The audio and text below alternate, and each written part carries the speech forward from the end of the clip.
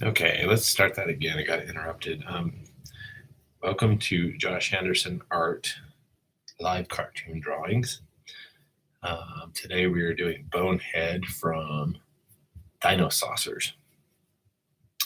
And just to fill you in, if you've never watched one of my videos before, I'm doing a little project to kind of keep my drawing skills up to par, just to make sure I'm drawing every day. And what I decided to do for this is pick an old cartoon that me and my brother used to watch growing up and just pick a character. Usually my favorite one, but a lot of them I don't necessarily have favorites, so I just pick one. And then do a drawing really quick. I only have a little bit of break time at work, so I got to do it really quick. And this series, what I'm doing is I sketch them real quick in pencil. And when I get it the way I want it, I will ink it. Just happen to be using a Papermate Flare pen, which is actually kind of a cheap pen, but I kind of like some of the stuff you could do with it. Then after I ink it, I'll erase the pencil. And then I kind of found out sort of just on accident that they look really cool after they're inked before I color them. And so to kind of capture that before it's gone forever, I go scan it real quick. And I will leave the live stream going, so you'll kind of see nothing for a minute while I go scan it. I don't want to start a new live stream, but I'll go scan it. And I'm also planning maybe to later use those as coloring book pages for my kids. So it might be fun. Then I'll come back in here and I'll color pencil. I just kind of decided color pencil for this series. It is a little hurried, I'll admit, that I don't have time, and it's either I do a hurried drawing or I don't do one at all. I think the benefits of me trying to get a daily drawing in kind of outweighs everything, so I just need to do it. And the last live stream, I tried to yesterday I did a dinosaur from Dino Riders, which is a cartoon I kind of used to get mixed up with this one. Dinosaurs, they're kind of similar and they were at the same sort of time period. But yesterday I did Stegosaur, and for some reason my live stream just wasn't working. Like I kept clicking the next button and it just wouldn't do anything. So we didn't get one from yesterday. But 2 days ago I did Snarf from Thundercats. And I kind of explained this process a lot in that one. Like, obviously, you can always go back and watch the live streams after they're done. I have a playlist on my YouTube called Live Drawings, so you can go and see a collection of all of these. Anyway, but so I was explaining in that one just sort of my process and why I'm choosing to draw these guys and stuff. How kind of crazy it is how many cartoons my brother and I used to watch. But it's really fun. And one of the difficulties of this series is trying to find the image to draw from. I could just Google. That's what I've done before with things. But for this series, what I wanted to do is screenshot from an actual episode of the show. And my reasoning for that is to try to get the most accurate possible version of that character. Because like I was saying before, like if you Google, you get lots of like fan recreations and almost more of that than any of the real characters. And even when you find one that looks pretty close to actual, sometimes it's like a promotional art, which a lot of times the artists who do the promotional art are different than the ones who worked on the animation, and so they do actually a more detailed job or something like that, and so it isn't actually what I remember most from watching the cartoons. That's why I want to grab it from the cartoon and get an actual screenshot from that show. So doing that, it's really, really hard to find a high quality screenshot online.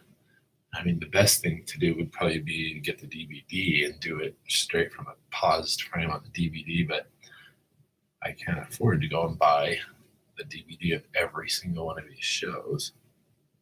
So then I'll do a search on YouTube to try to find who has uploaded the highest resolution version of these characters. And I'm finding that to be probably the most difficult thing about this project is there's just not any out there. Like the highest quality I'm finding for most of these is 480p, just barely even doable.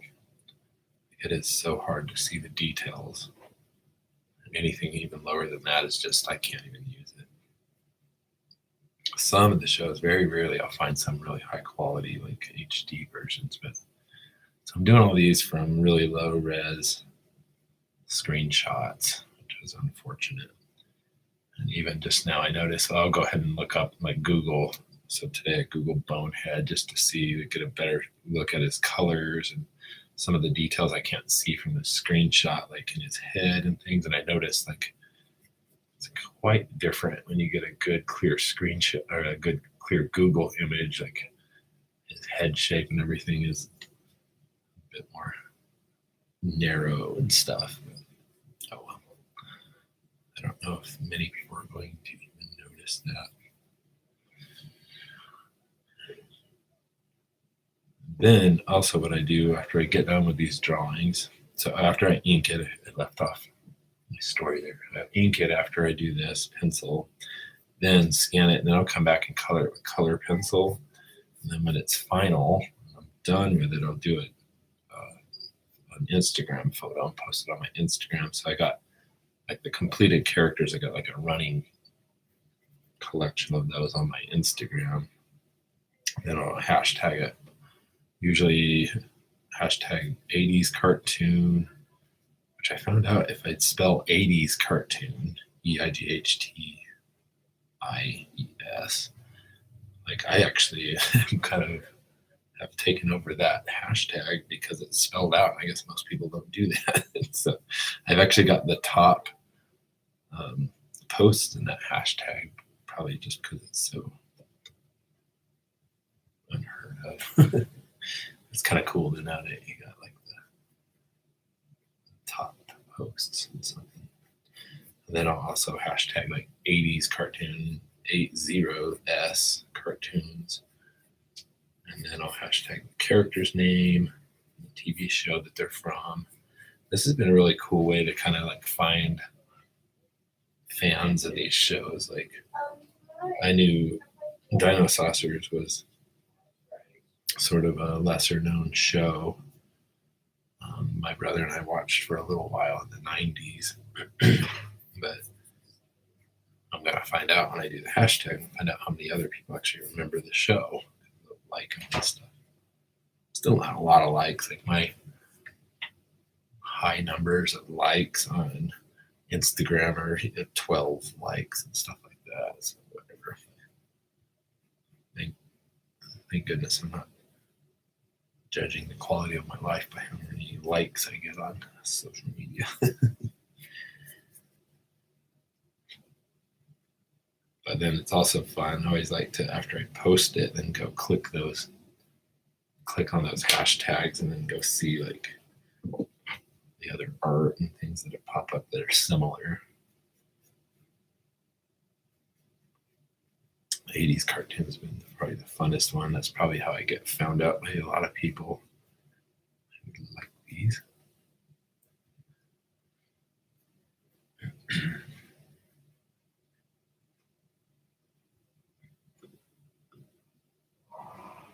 We used to be 4 ordinary teenagers until one day we met some new friends from out of town. They were called Dinosaucers.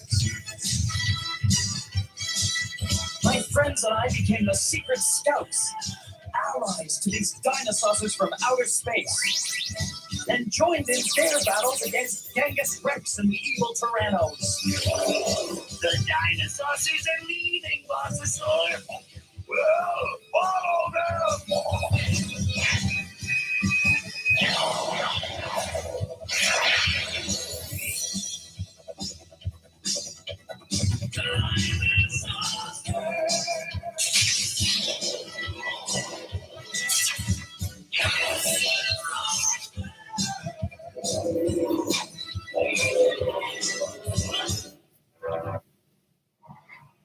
We used to be four or That's the one of the highest quality intros I've found.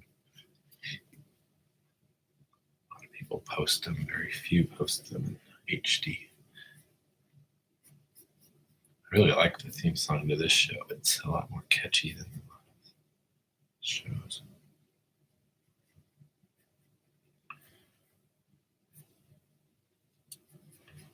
Yeah, ideally, I would like to be able to find really high quality pictures of these characters, like screenshots from the show. And I'd like to be able to spend more time on them too. Like, I'm just trying to rush these out because I only have a little bit of time on my break. So I'm kind of letting a lot of things slide, like little accidents or stuff like that. Also, some stuff I'm going like, what is that? I can't see it.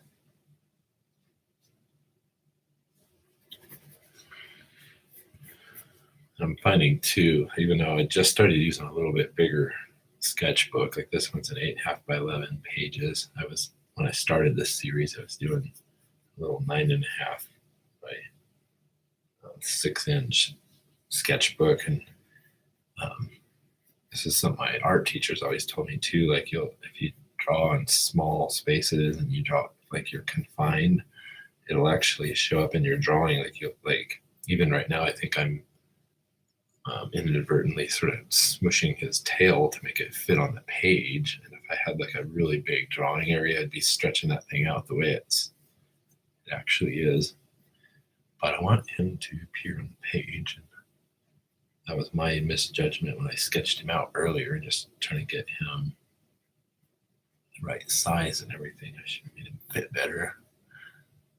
1, 2, 3.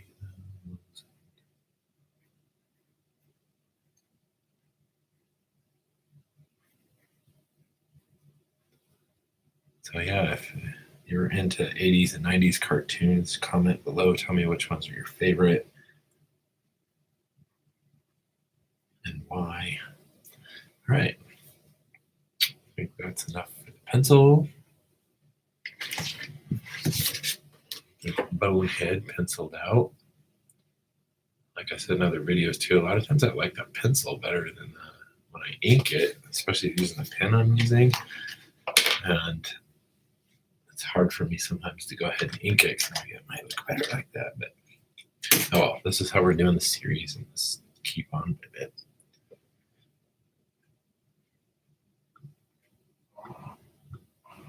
We used to be four ordinary teenagers until one day we met some new friends from out of town. They were called Dinosaucers. My friends and I became the secret scouts, allies to these dinosaurs from outer space, and joined in their battles against Genghis Rex and the evil Tyrannos. The dinosaurs are leaving, Bossasaur. Well, follow them!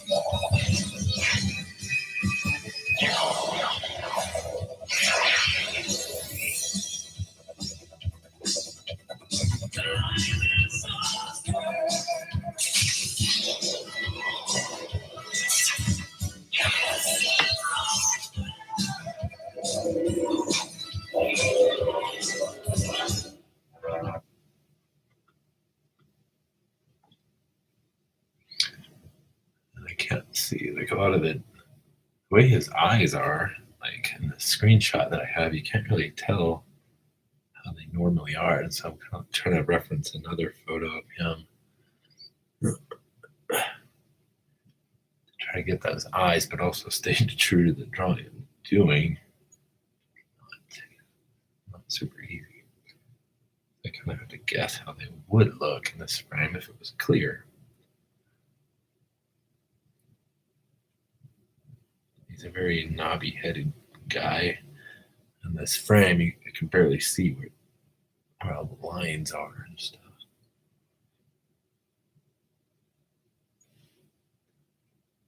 Curious how many people remember this show. I think it was a little more popular, a little more known than like Dino Riders, I think. At least I thought it was. Could be wrong.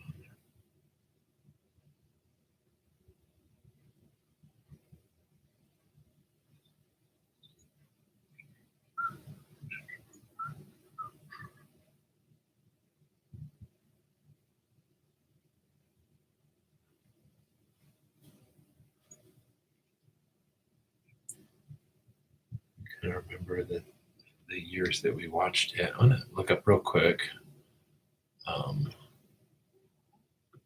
Wikipedia says this show had 65 episodes, and it was only one season in 1987. So actually, I think this show is actually a little older than I thought it was, because I think I remember we watched it in the 90s. I think it would come on before school, so we would get up in the morning, be eating our cereal. And Mom had a black and white TV right there at the countertop where we ate breakfast, and we'd always have some cartoon on while we were eating breakfast.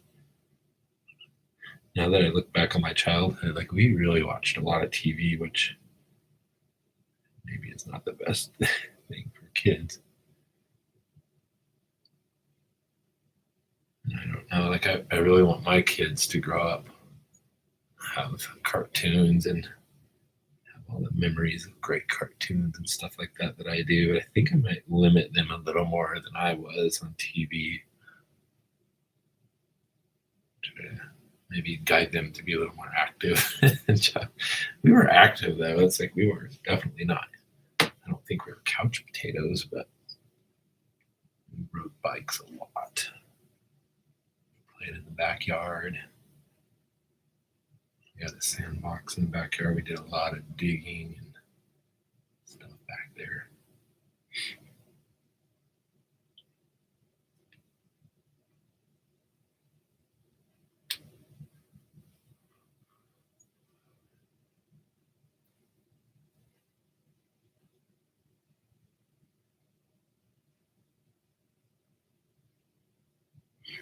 And I'll apologize if there's a lot of silence. Like, most of the videos so far have just been silent on, because actually, surprisingly, it takes a little practice to be able to talk and draw at the same time, because you're kind of using two different parts of the brain and trying to multitask, I guess, to try to speak and draw. I think I've already gotten better at it than before.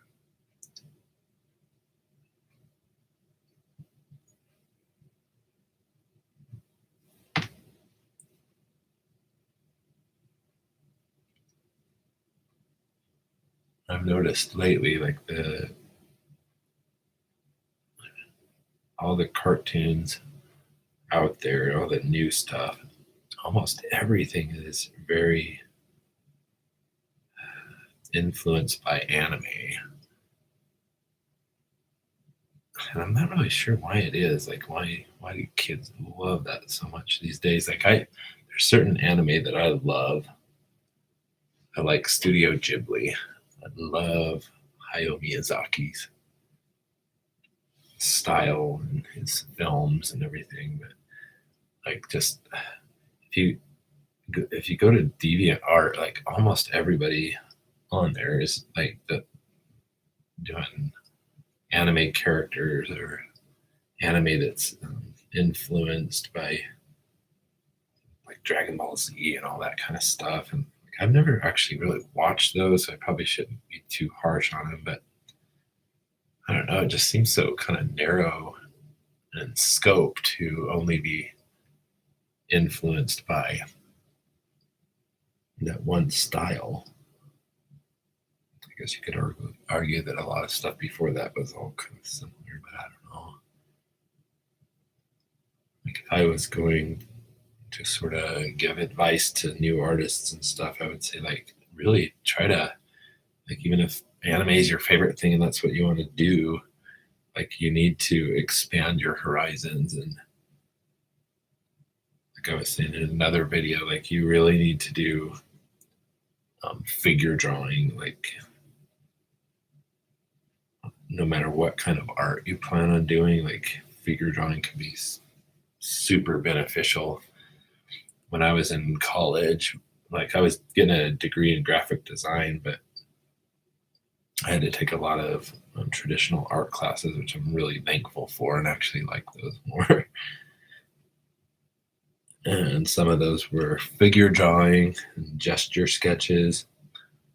And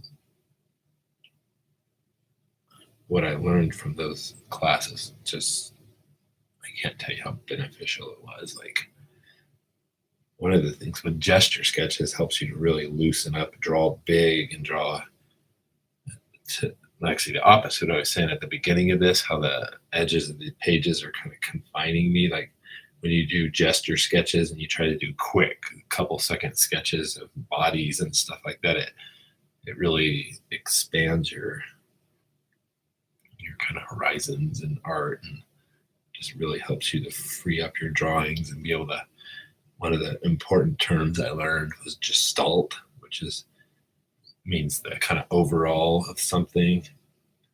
And in art, when you look at, like, you kind of look at figures, like you kind of want to get the gestalt, like get the overall feel of the size and shape and pose of the body.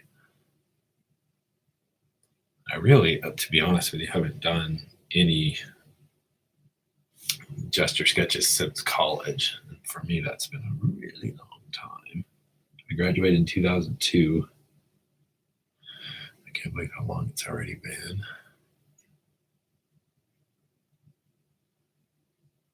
And I was also saying in another video that, like, art is just like any kind of exercise or anything. Like you really gotta stay in practice and use it or you'll lose it. And like your art muscles kind of, they really do atrophy.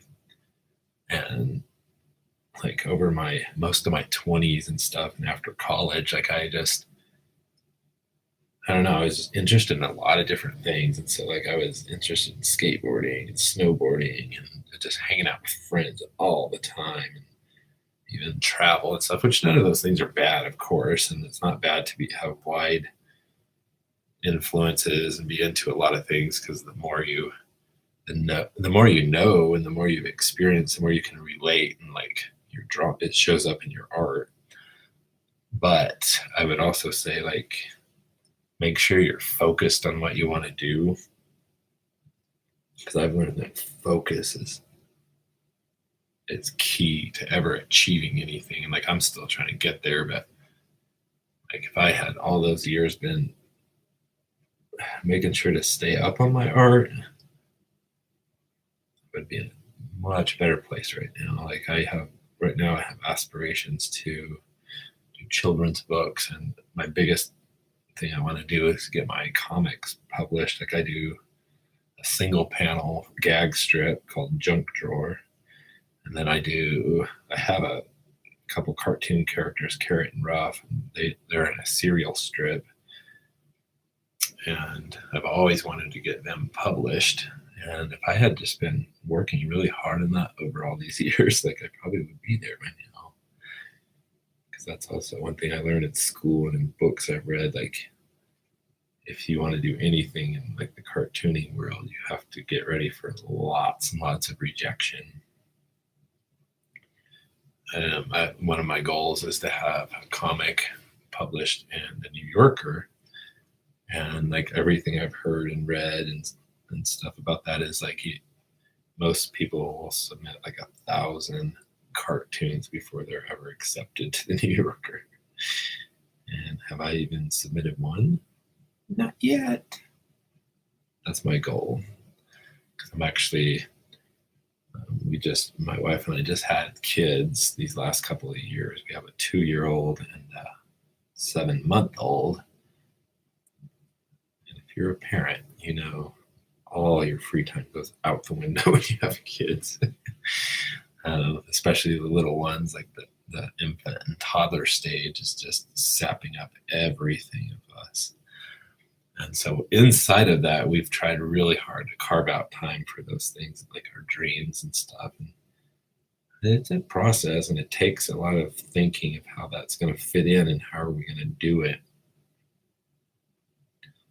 So like I'm trying right now to devote a little bit of time every week to my junk drawer strip, and I've got lots of ideas sketched out all over different sketchbooks, and what I really need to do is sketch them and ink them.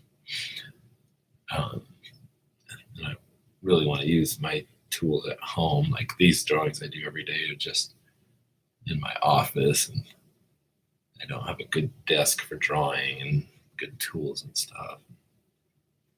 I don't have a lot of time here. But anyway, so if I get a pretty sizable little like catalog of inked junk drawer strips, then I'm ready to start submitting. So that's my next goal. When I get these things inked up, I've got a lot to submit. I'm just going to start going for it. And like, I'm already ready for the rejection. Like, I know that's part of it. And I know it's just going to take persistence and time. I really think I've got some good ideas, and I think somebody somewhere is going to publish these things.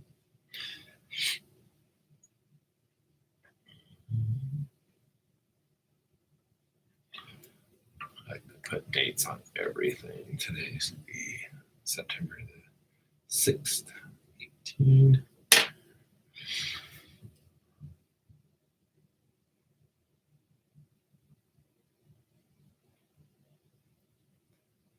Yeah, and like I was saying about focus, like that's one thing I've struggled with, like especially in the world of social media. Like I've learned over the years that has robbed all of us of almost all of our focus. Our attention spans are just splintered in every which direction.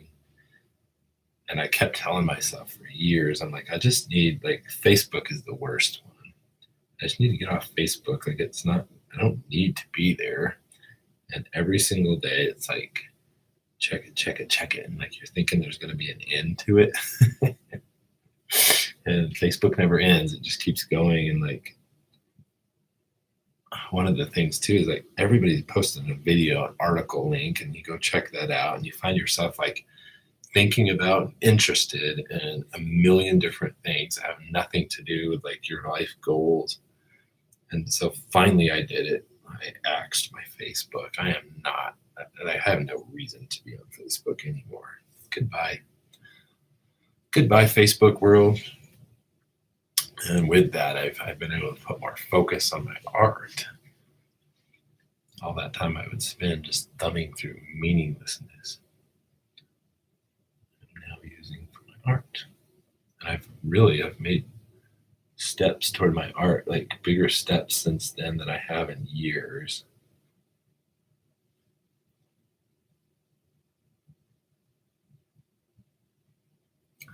It's crazy how, like I was saying, focus is everything. Like,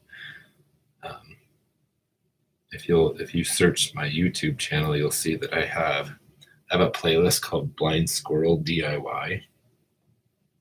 And just because of things I saw on Facebook and stuff and other YouTube videos, I thought I can do that. Like I can do DIY videos.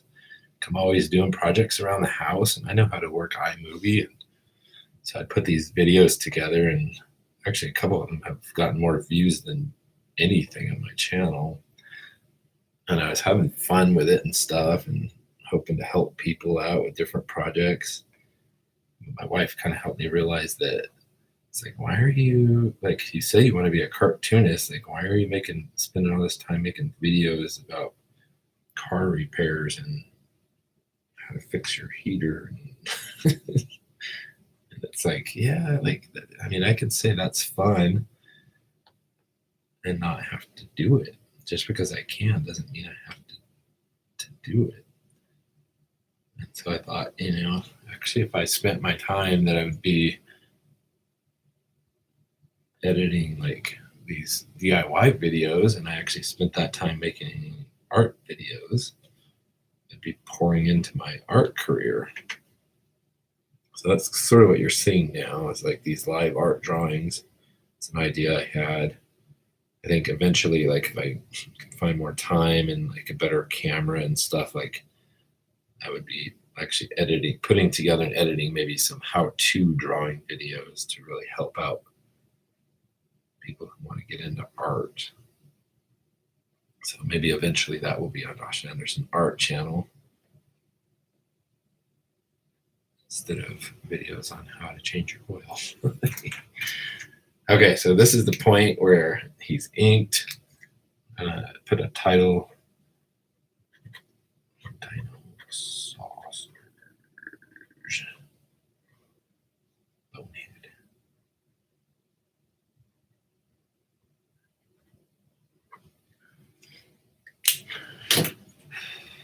Now I'm going to erase the pencil lines. I'm already kind of pushing it on time, so I need to hurry.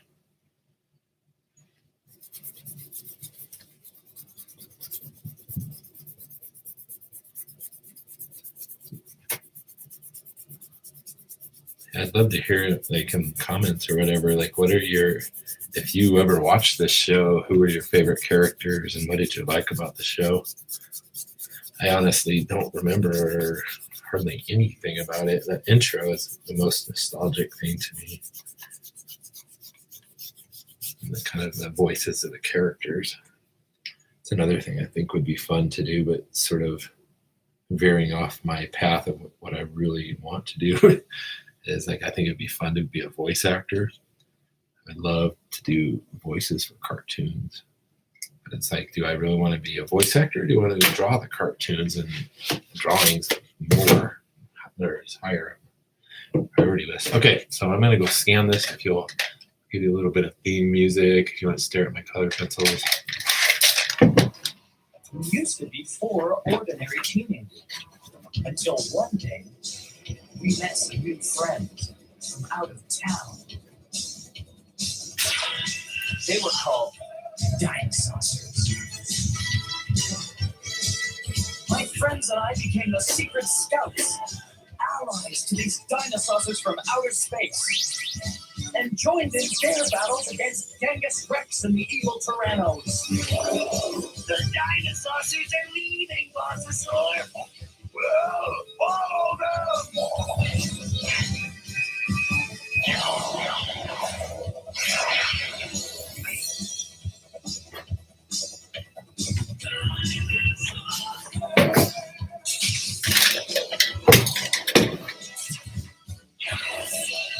Okay, now it's time for color.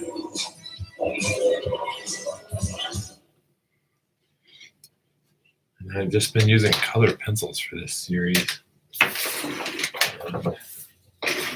was mentioning in another video, it's kind of funny, I'm not very experienced really in any kind of coloring medium.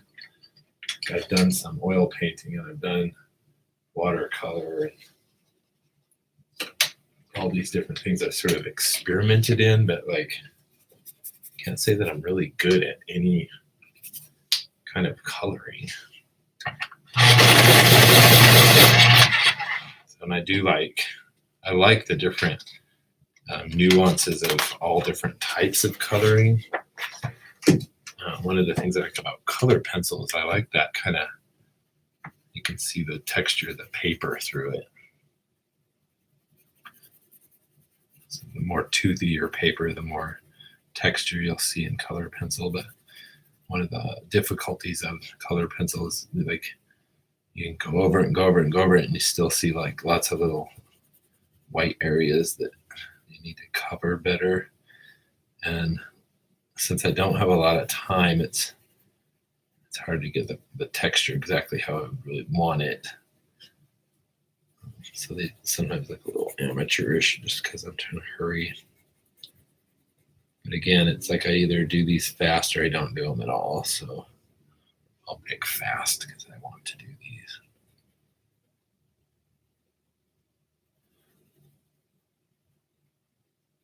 And I had an illustration class in college that I learned some techniques about colored pencils and how to make them look good. I can't really remember what it was, but I remember my teacher talking about just your strokes, like your colored pencil stroke. Always try to follow the lines of whatever you're coloring. So instead of, I mean, it's hard to do everywhere, but like instead of going against the lines of the character, follow the lines. It looks nicer in the end. And then building up your color, you just really have to keep, like, don't try to press down real hard that first time. Just give it a good, like, kind of a fill like that. And then, like, if it needs to be darker, just keep going over it. And like, that's one thing I don't really have time right now to do. So probably see me in some places actually just pushing down really hard.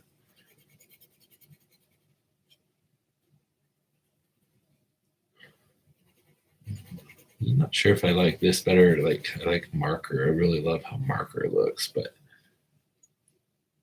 and I used to have a good set of Prismacolor markers that I bought in college. I actually still have a lot of them. They're still lasting amazingly. And I would love, if I had money, because they're real expensive, I would love to have a huge selection of Prismacolor markers, like with the chisel tip one side and the fine liner the other side.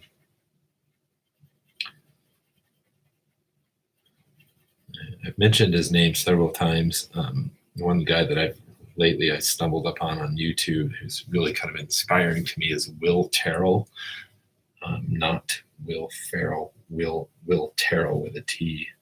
And he's a guy who's, I think he's roughly my age, and he's working at Warner Brothers now on some of their animated features. But he does a lot of art videos on his channel and just talks kind of like I am right now. And he just talks about his process and then how he became an artist and how he went from kind of a nobody and didn't really know how to draw very good to like his stuff now is just phenomenal. Like, it's excellent stuff. Cartoons that he usually does like marker. He does a lot of live studies of people and then sort of caricaturizes them and does these funny, really funny little drawings all the time for practice. I'm trying to watch more videos like that are inspiring to me in my art and that help me and I learn from. Because YouTube it's a black hole, I'm sure you know. Like, you can find just about anything. That's part of the distraction that you kind of have to. We all need to learn how to tune out if possible. Like, I'm not good at it, and I still just watch a lot of crap all the time just because it's there. If I wasn't doing that, I would be learning a lot more. But like, for some reason, I've always been like really attracted to like true crime and forensics type, like Forensic Files and that type of show. Like all these true stories, missing people and stuff like that. It's like kind of intriguing to me. And like, because I'm a graphic designer, I can kind of have like a video playing and I can work at the same time. A lot of people can't do that, but because you're using different parts of your brain, like, you can have that playing. I don't probably pick up as much as I would if I was devoting all my attention to it, but I always watch these videos and while I'm working. And so I've been trying to challenge myself to watch more stuff that will help me grow and learn about my art and how to sell art and make money off of my art. I've learned a lot from like different videos. And like, one guy will mention some artist he's either been influenced by or really likes his art or whatever. So then I'll go look him up and watch his videos. And that's how I found Steven Silver, who does some really cool cartoons.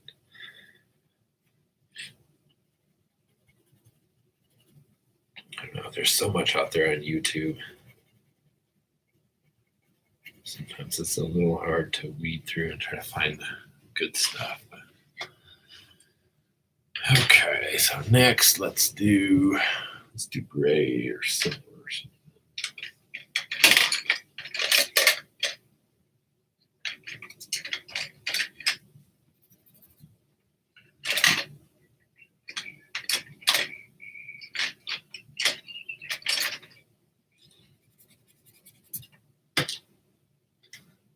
These little hose contraptions on here.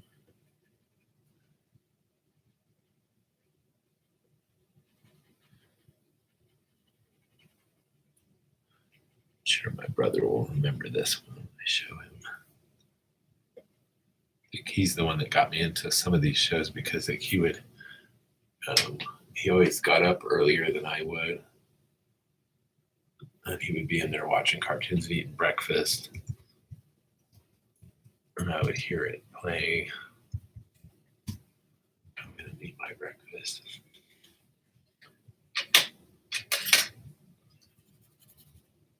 Like a Turk.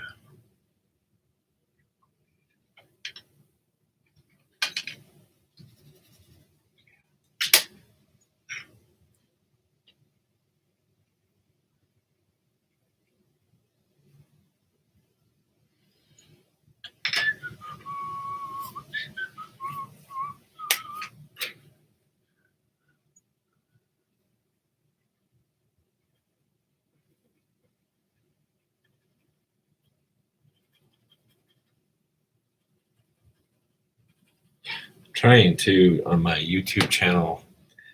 Of course, don't we all want to be able to make money? And with my DIY videos, I was starting to get like a lot of views on those, and so I went and monetized my channel and everything. And like I was watching my numbers go up, and you have to earn like $100 to be able to even cash in on anything. But I was watching the numbers go up. I was like, cool, I'm gonna start earning some money here. And I'm sure a lot of you know, all of a sudden YouTube just decided to change all the rules on us at the beginning of the year. And now you have to have like, I forget the numbers, like you have to have a certain number of watch hours. You have to have 1,000 subscribers. And watch hours I actually was able to accomplish. But subscribers, man, like even now I only have half that many. I think I have around 500 right now of you great people. And I find it really hard. Everybody always at the end of their videos, if you really liked what you saw, like or subscribe. And like, I hate doing that. Like I hate sounding like a commercial. And like, I hate, like one thing I hate is to tell you to like something. Like you can like it if you like it. I'm not going to tell you to like something. So thank you if you have liked something, because I think it's more genuine, like you actually did. Hit the thumbs up button without me telling you to.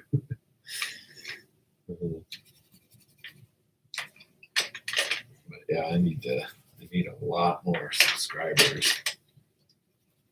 Twice as many to ever monetize, get anything. That would be great if I could. My income right now is just barely cutting it for my family. I'm not trying to give you a sob story or anything, but man, every little $100 here and there could really help us out for sure.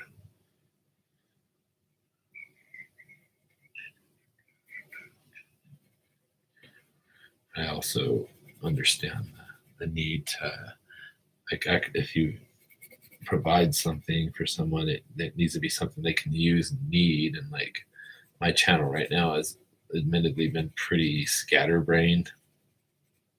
And so a lot of subscribers probably are confused about what it even is. Like it started out just as a personal channel, like right when they invented YouTube, just to put funny videos on and stuff that me and my roommates made and things like that. And then I got the idea a few years ago, like to kind of use it as a backup for every video I have. And so then I uploaded everything I ever, like every video I've ever made or have in my possession. So just as a personal backup and place to go find every video I have. Then, like 2 years ago is when I decided to do the blind squirrel DIY videos. And some people suggested to me that to start a different channel for those, like the DIY videos. But problem with that is all of a sudden then you've lost all of your attraction, like all the views and all the subscribers. All of a sudden you're starting back at zero. And so that's why I've kept all these on the same channel. And it's just all Josh Anderson art channel, but like under different playlists.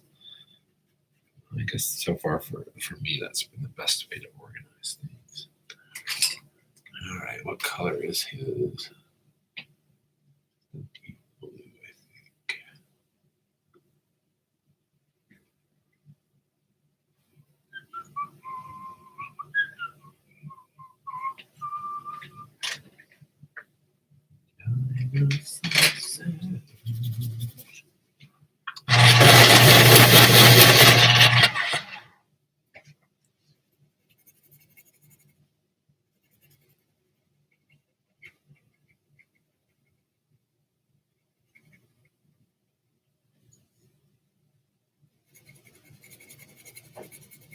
What is your favorite cartoon now, and what was your favorite cartoon growing up? So we had several favorites growing up, but one of our top favorites was Scooby-Doo. The original Scooby-Doo, Where Are You?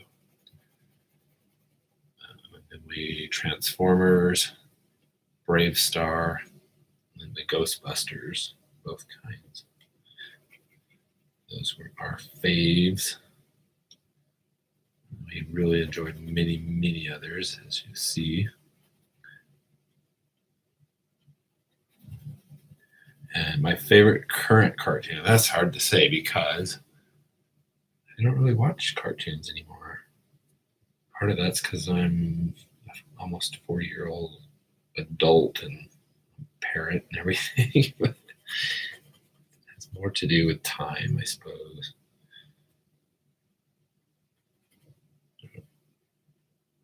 Like whenever we do have TV time, it's, it's me and my wife watching TV together. And so like we pick something that we both like. I don't know if she would like to sit down and watch old cartoons. And also, like, I just, like, I've said this before, and I don't want to sound like an old curmudgeon, but I am. Like, cartoons these days are just so different than what I grew up with, and they're weird, and they're hard to understand, and I think they're cheaper. I think, like, I heard someone saying the reason, like, Saturday morning cartoons died was because nobody would pay for, like, the networks really have a reason to buy them anymore. And then so like everyone making cartoons is like, well, if we want to have anything on TV, we're just gonna have to churn out this really cheap crap, like horribly animated, simplified garbage. And then also it's just people have gone off the deep end with what they put in kids' cartoons these days. Like, unfortunately, I gotta say, it all started with Ren and Stimpy. Like, just kind of pandering to lowest common denominator, lowbrow humor, just gross stuff. Like, ugh. I kind of liked Ren and Stimpy as a kid, but now looking back, I'm like, they're kind of the downfall of cartoons.